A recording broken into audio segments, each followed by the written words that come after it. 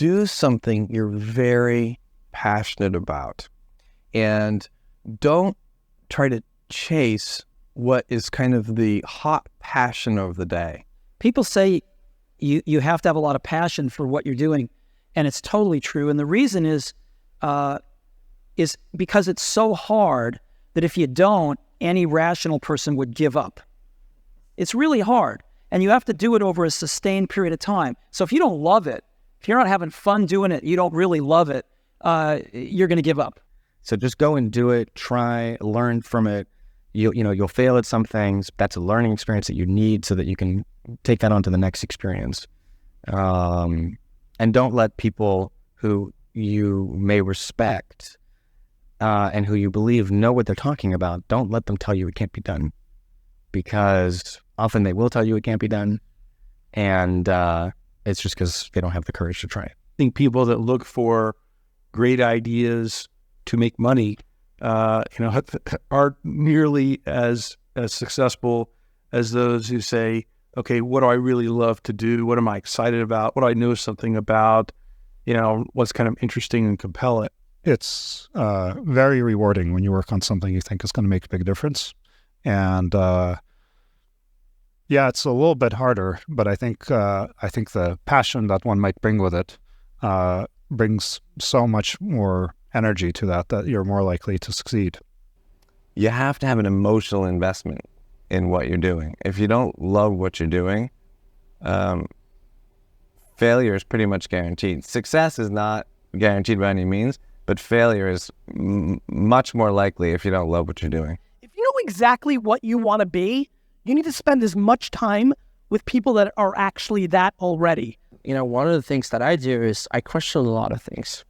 And you can do that in a good way and in a bad way. But hopefully, if you try to get people to motivate why they're doing something and their way of thinking, the worst thing you can end up with is a situation where you get told, well, this is the way it's always been. That's the worst ever. That's a non-answer. Instead, ask yourself, given everything we have today, is there a way we can make this better? And so when we're coming up with ideas, we always ask ourselves, what kind of new market is this creating? And then also what part of my day and what problem is it solving? And so I've gone as far as taking an entire catalog of my day from the moment I open my eyes and writing down every single thing I do. And then asking myself, is there something here? If you're not coming up with 10 ideas a day, that's why I have this thing. If I'm filling up this page every single day, then my idea muscle will atrophy. And I started this in 2001, and I still do it every single day. You have to come up with ideas every single day, or the idea muscle atrophies. The good news is, after about 6 months of doing that, you're like a machine. People get surprised at how many ideas you could just have anywhere.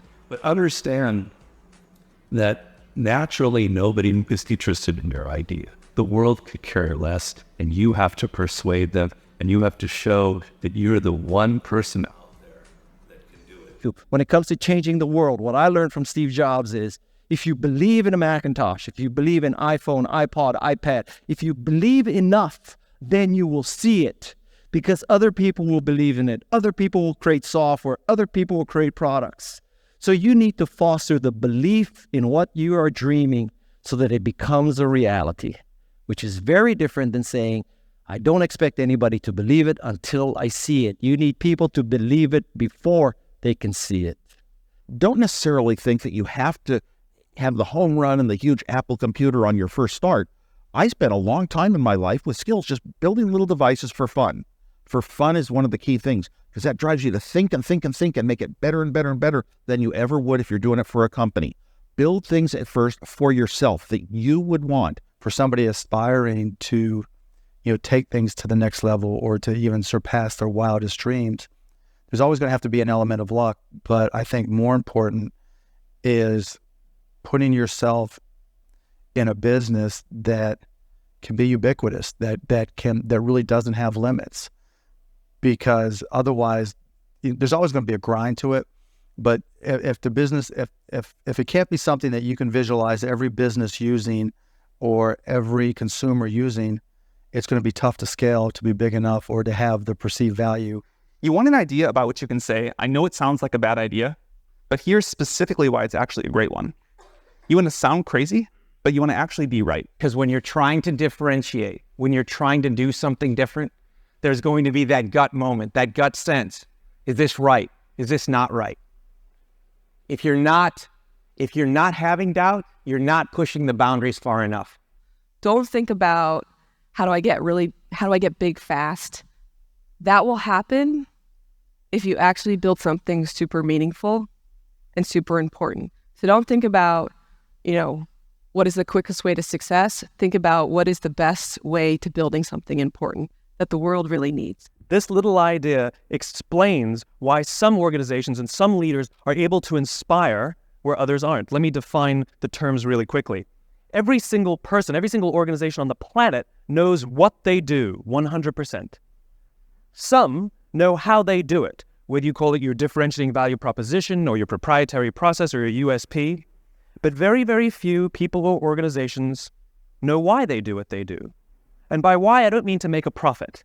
That's a result. It's always a result. By why, I mean what's your purpose? What's your cause? What's your belief? Why does your organization exist? So when we see a kid with a lemonade stand, it's different than when we see a vending machine selling lemonade, even if it's exactly the same product, because the story around it is what people are paying for. So when I meet small business people, all I ask them is not what's their balance sheet, but what's their story. Why should I pick you? Why do I care about what you're doing? And if you start giving me all this inside baseball statistics about why you're 2% better than some other competitor, I'm already glazed over, because that's not part of the way I see the world. That I have to want this to exist in the world. I have to not. So it's a similar rule. Just say, if this was successful and I had nothing and I was not involved and I got no money off it or would I want it to do well?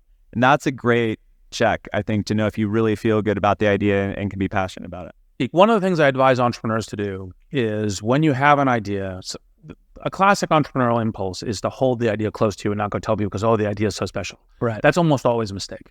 Go talk to... Why is that a mistake? Yeah. It's a mistake because your actual real competitive advantage is not that you have this idea that you have locked away in your closet, which may or may not be accurate and you have no idea which it is. Your actual competitive advantage is if you're assembling the intelligence around, does this idea work? What is the right team? What is the right learnings? And we're essentially in motion. The hardest thing to do is start. You have all these ideas and everyone has an idea, but it's really about executing the idea and building the idea and attracting other people to help you work on the idea. That is the biggest challenge. But the way to begin is to get the idea out of your head, draw it out, talk about it, program it if you're a programmer, or make it if you're building something. Like, you don't have to be the best, but you have to be dangerous, right? You have to learn just enough to be dangerous, to build an idea, concept it, and show it to the world. And then it turns out there are lots of other people, including all 170 employees that work at Instagram, who are much better at doing all that stuff than I am. But you need to find people who can, be drawn to the idea that you build, and then they end up taking it and making it even better. One way to conceptualize what makes a good product is, good engineering is part of it, good design is part of it, but really it's, one way I think about it is maximizing the probability that someone shows up at the front door of, your store or your website or whatever it is and ends up with a solved problem. And oftentimes the best methodology is to start with the perfect experience of just one person, get that right, and then figure out how to scale something great instead of scaling something not so great and then trying to improve it. That's really hard to do. And so I think when you are starting a new business, you don't want to go after giant markets. You want to go after small markets, and you want to take over those markets quickly. Constantly seek criticism. A well thought out critique of whatever you're doing is as valuable as gold. And you should seek that from everyone you can, but particularly your friends. If you're not utilizing an online community, then you're at a disadvantage to those who are. You can be asking online communities what they think about your ideas, or if they have any advice with what you're working on. Not only will you hear from people who are passionate about the subject, but you'll be hearing from people all around the world, each with their own experiences and stories that can help you. And there are a lot of people from whom we can learn a lot. And I think like, the one piece of advice is like, don't underestimate anyone you come across. Right. Like whether they're, a blue collar worker waiting for the bus, or they're, helping you they're the server or bartender at the restaurant, or they're a lower ranking employee. I mean, the smartest leaders I've ever seen have always gone around the room and asked for everybody's opinion. Most startups that fail do it ultimately because they did not make something that people wanted. They made something that, that they thought people would want, but they were either in denial about it, whether it was actually any good, or somebody else came along and made something that people wanted even more. The best piece of advice that we've figured out as we've been making courseware is not to let other people distract what you're doing. There's always haters that say, your idea is stupid, this idea is never going to work, don't even bother doing that because someone else is going to do it before you do. And if we listen to all that feedback that we were getting, all that negative feedback, we would never have built things, we would never have prototyped things. And that's how we really got to where we are. Like we saw things that we wanted to build, we just went out and built them. And it turns out when you build stuff that you like to use, there's a good chance that there's thousands of other people that want to use it too. And so it's not just about doing focus groups. It's not just about, double checking your vision. It really is about integrating this concept of testing our ideas rigorously throughout the product development process, throughout the marketing process, even as we scale up. But what you really need to do is think about what is the smallest possible test that I can run for this idea, for this concept, for this theory, get it out there and get customers using it. Because your customers are going to be the ones to tell you if it's really working or not. Like there's almost this expectation that you have to have in your mind, this sort of, I'm going to change the world, sort of make a dent in the universe kind of ambition, right? But it's actually okay early on to just kind of solve small problems in layers until you actually get to a point where you have the capacity to do that. What this all comes down to is doing something exceptional for your users, whether it's in community, whether it's in connection, or whether it's in design. This is our big advantage as a startup, is that we can actually get away with doing this. We can make this the core part of why we're doing business. I think you should be spending your money on teaching and sharing. And so that might mean hiring a writer or two, perhaps, instead of a marketing person, and start writing and start getting people to listen to what you're saying. You can't talk about yourself all the time because no one's going to come back for that, but you have to talk about things that are relevant to your industry or ideas that you have and start to build that audience up. I do think that one thing that's important is, especially if you're a founder or a technical founder, is to realize that you can't do everything. And even if you can, you shouldn't. You should find a great partner, no matter what it is that you're doing. And you should look for someone who is very high intelligence, very high energy, and very high integrity. And you need all three of those. You can't compromise on any one of them. Otherwise, you'll end up with either someone who's not smart, which does you no good, or someone who's not hardworking, which also does you no good. Or the worst case is you end up with a smart, hardworking crook who ends up working against your interests. And integrity is something that takes a lot of time spent with someone to figure out. The most important thing when you're working with people early is that you guys line up on what your goals are. That sounds really basic, but you can it can be fine. You can want to build a small business that makes money and you don't have to go to an office every day. Or you can want to build a huge company. You can want to build Google. But I think you have to be really, really aligned on that. When, a lot of corporations they might call them core values or guiding principles or so on. But the problem is usually they're very lofty sounding. They kind of read like a press release the marketing department put out. They sound just like their competitors, and maybe you learn about it on day one of your job, but then it becomes this meaningless plaque on the lobby wall. Well, we wanted to come up with committable core values. And by committable, meaning we're willing to hire or fire people based on those values, completely independent of their actual job performance. The definition of values is they're the behaviors or principles that you religiously adhere to within your company. When I say religious, I mean that no amount of data will sway you from those principles. And the degree to which that you have the courage to maintain your conviction around those ideas is the degree to which you're going to be successful over the long term. A company is simply a group of people. And as a leader of people, you have to be a great listener, and you have to be a great motivator. You have to be very good at praising and looking for the best in people. People are no different from flowers. If you water flowers, they flourish. If you praise people, they flourish. And that's a critical attribute of a leader. So I kind of like half jokingly with a lot of people say that, my job is basically like to be the assistant for the rest of the company. Like my job is to make sure that like you have what you need, that it's and basically you have everything you need to kick ass. Like that's my job. If you don't have that, then let me know because I'm not doing my job. There are a lot of things that are outside of your control. A lot of external circumstances will determine the success of your idea, whether the market timing's right for this new kind of service, or whether people, whether a customer, like the economy's right for your kind of service, right? Whether you meet the right people who will finance your company. Many external circumstances are like outside of your control and but will affect the outcome, and you have to be okay with that. Another quality that I think is important is kind of being flexible-minded or open-minded. I'm not saying you shouldn't have a vision for your idea or your product, but you need to be open to changes.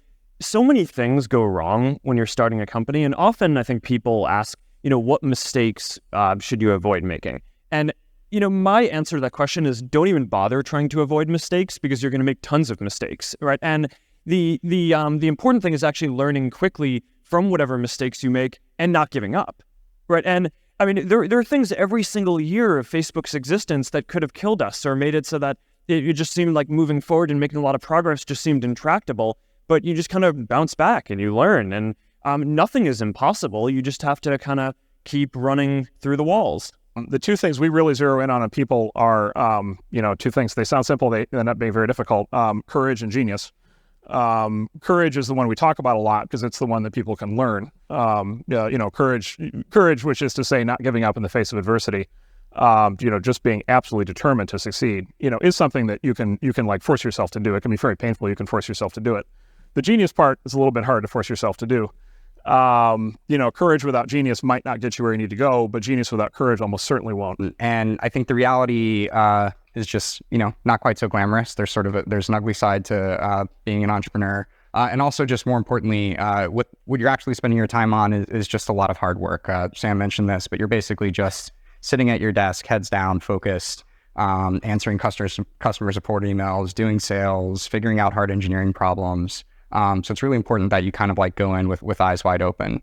Optimism has a place, but I think even more so for the first-time entrepreneur, you need to be pragmatically pessimistic. What I mean by that is you need to define all of the worst-case scenarios in terms of financial loss, time loss, etc. Look at what you will learn if that happens and accept and come to terms with that before you ever start. If you don't do that and you go straight into battling the world, trying to conquer the world with rose-colored glasses on, the first time you hit a major hiccup, you're going to become really demoralized and you will quit. If you don't love it, you won't make it through the long period of pain that is inevitable. So make sure that you take care of yourself during the process. Make sure that you take care of your mental health, your physical health while you're doing it because it's a long road.